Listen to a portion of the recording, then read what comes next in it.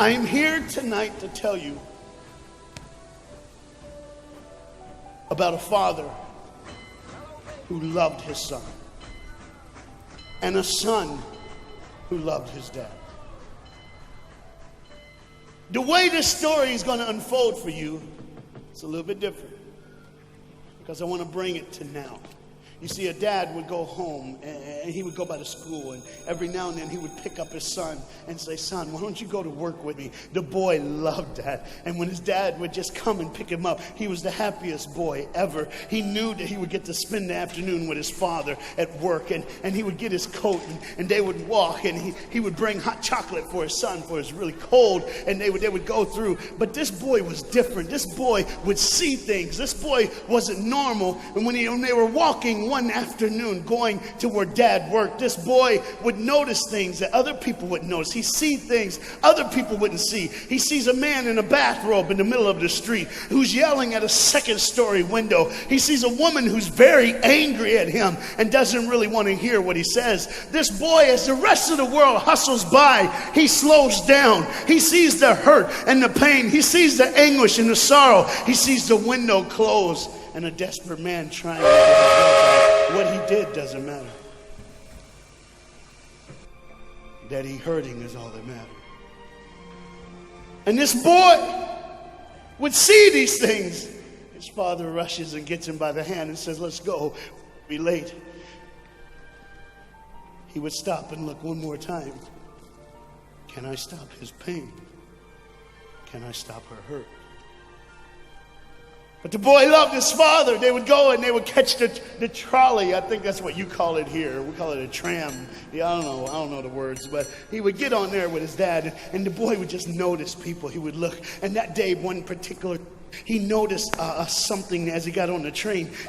To explain something, as you can hear, there's a train coming, and I got to get through this before the train gets here. He saw a man, he saw a woman. He saw that the man seemed very happy and the woman seemed very sad, and he couldn't understand why they could be together and one be happy and the other be sad. He couldn't understand that, but the little boy knew that there was something wrong. He had this feeling, this instinct that was amazing, how he cared for other people, but he loved none other than his father. He knew his daddy loved him, and as he watched the world and their hurt and their pain, he knew that he would always have a father. But even notice this, I need you to understand as you hear this story and get involved in the life of this man and his son, I need you to notice that there's no mom. As they walked through the woods, the boy would say to his father, "Dad, what will I do when I grow up? What will I get to do? Will I get a cool job like yours? How will I work?" He said, "I don't know, but I want to change the world. I want to do something great. I want to do something wonderful. I want to help people. I want to do something that could change the lives of anyone. I just want to be that great. I just want to do something good." And as he walked with his dad would say, "Son, you will be great. You will be awesome. You will change the world. Your life is going to be incredible." There was a train coming. There's always a train coming. The train is called life. We're all on the train of life, just riding. Whether we realize the truth or not, whether we realize what's happening or not, we're all on that same train tonight. Only God has saw it fit for us to be in the same room, in the same car, for such a time as this.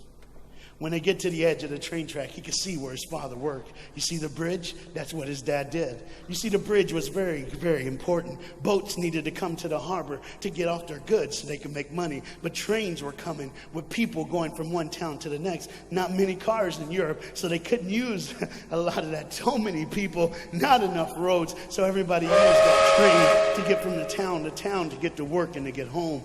And one day the train was coming by.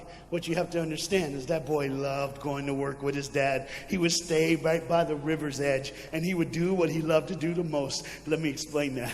He loved to fish. Anybody like to fish here? Oh, all the guys go, The dad looks at his boy and he says, "Son, now remember the rules. You got to stay right here because I can see you from the window right here. Don't get out of the sight of this window because you got to stay there so I know you're safe. Catch you something good to eat." But as you can hear, the train's coming. The father's job was cool. If I wasn't a preacher, I wouldn't mind doing that. Get to work. Get grease on you. Even if you didn't have to, you just squirt it on you like you feel like you did something. That's what I would do. There was a boat coming in the harbor. Timing is very essential. I'll go ahead and give you the key. The key is this. There's always a light. Everybody say light. Say it again. One more time. There's a light that the train conductor needs to see. If that light is green, he can go. If it's red, he must stop. You see, God has given us road signs in our life that we must read. Lines that tell us to go and lines that tell us to stop. Whether we read those and believe them or not is up to us. That's why some of you have fallen and you cannot get up. But tonight, that's why I'm here.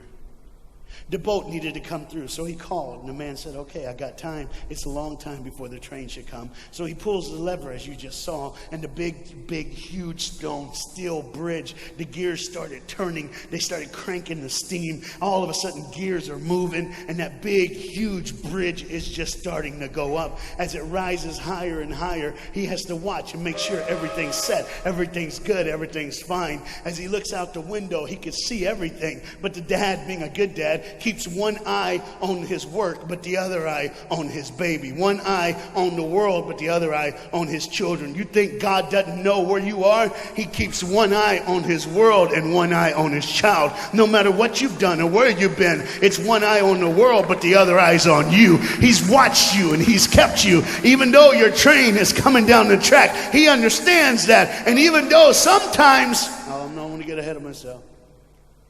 See the red light? He didn't see it.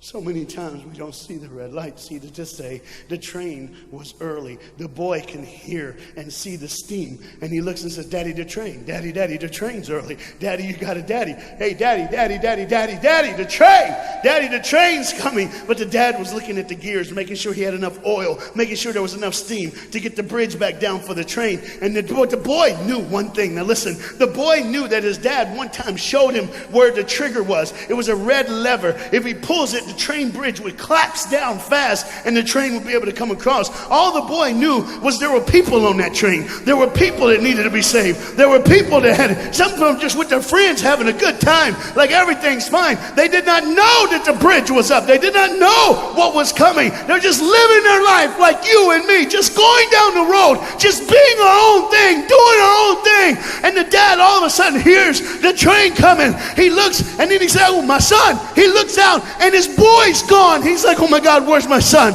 Where's my son? He got to figure out. He looks back just in time to see his son trying to save the day.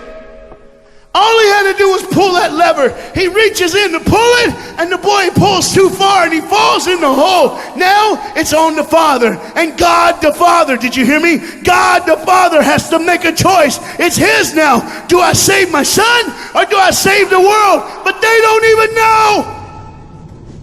They don't even know. The greatest decision of his life. He could blame it on them not seeing the red light. He could blame it doesn't matter anymore. Pull the lever, save the world. Leave it up, save your son. For God so loved the world that he gave his only son.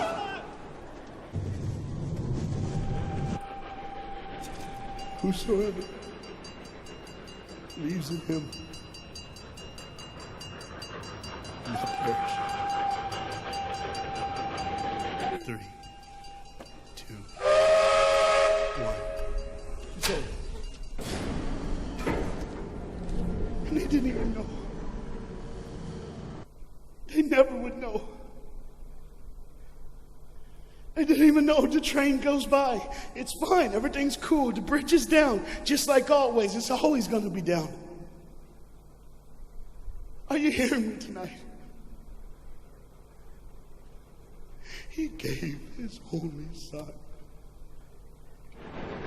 For God so loved the world that he gave. And you know what's amazing? I wonder what God did right when his son died on that cross. When he breathed his last breath. When he took that breath and he breathed and it was over. here's what the father would have looked like. They didn't even know, just trying to think of their life, just trying to figure out what they're going to do next. Just thinking about the person they're going to see, the people they're going to hang out with. Just trying to be, just loving, caring. Doesn't matter if you're blind. Doesn't matter if you're putting on a little more makeup, trying to look pretty for somebody, or just wearing another mask.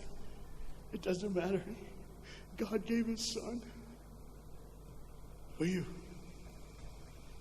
What will I do when I grow up? Where will I go when I grow up? What can I change? And there was a girl in the bathroom on the train, liquefying her heroin to shoot up one more time. He died for her. He died for her. But in one moment, are you listening? In one moment, as the Bible says, everybody gets a chance. In one moment to see the look of the Father when he knows when you realize what he did for you, when you realize the sacrifice, when you realize he let his son die so that you can live, when you realize what he did, no matter what you're doing, no matter where you're at in this life, no matter what you're a part of, you gotta stop. You gotta stop. Even if it's for 1 second, and think, my God, he did it for me. He did it for me. And I pray to God you drop what you're doing. Drop what you're doing. With all the pain and the hurt and the sorrow in the world, he did it for you. That's why you're so quiet. You see, the train's coming. The train's coming. Everybody has things. You have ways of I don't want to do that. I don't want to, but why do I keep doing it? Even Paul said, why do I do?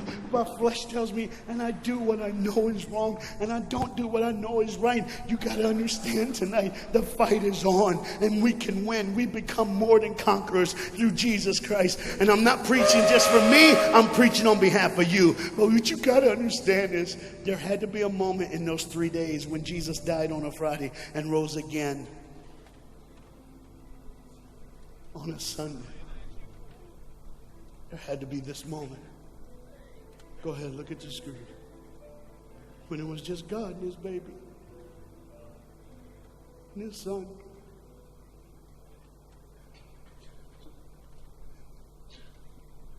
Every sin that's ever been